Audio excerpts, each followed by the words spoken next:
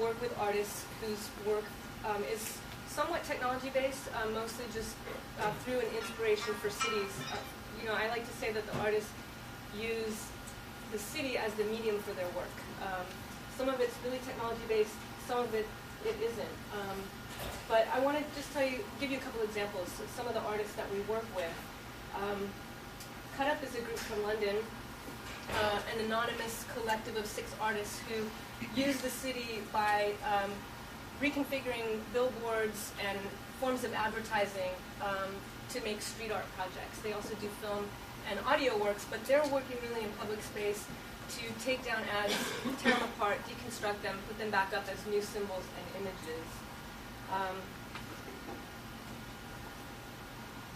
We have, let me keep going here. Heather Johnson is an artist who uses things like Google satellite images and Google Street View now to do really beautiful graphite drawings and also hand-stitched embroidery pieces. So her work really combines a love of technology and particularly maps, but she also translates her projects into a real kind of visual art practice that's based in the studio. Becca Getty is a painter and a printmaker, but her focus is on temporary architectures, whether that's like really looking in depth at cities or going out into nature, going to the Southwest and looking at shanty towns or tent cities or architectures that are very temporary. And she pulls all these inspirations together to make work that is, like you can see on the left. It's very painterly, but her main focus is on investigating different types of architectures and public spaces. Mark Price is another artist we work with who is interested in the sort of dystopian elements of contemporary society and how technology really breaks us down.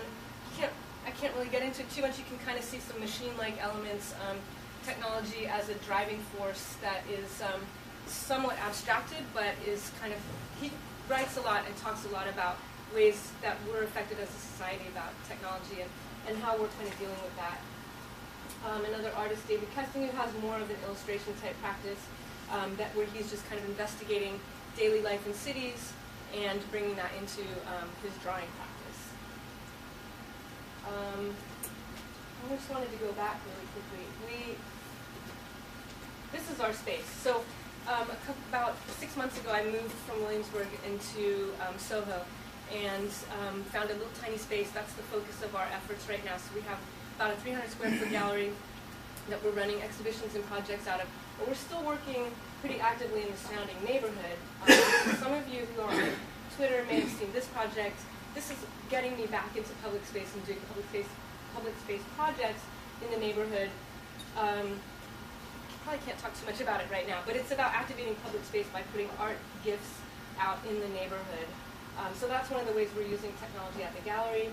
We have the Complex Festival is something else I could talk about afterwards, maybe. Real Arts and Technology Festival that I've done for about 5 years. And these are 2 events that we have coming up. We'll be at the Fountain Art Fair hosting a benefit for the artist Swoon, and there are postcards out for that event. And we have an exhibition by Becca Getty at the gallery opening in March. And that's it. That's my 5 minutes. So thanks very much. I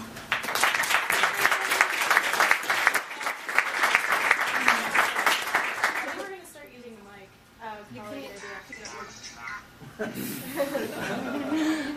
I don't know if the people in the back could hear. Could you? Was it a little bit? Yeah. Questions? Like 1 or 2? Maybe? No? Anybody? All right. No? Okay.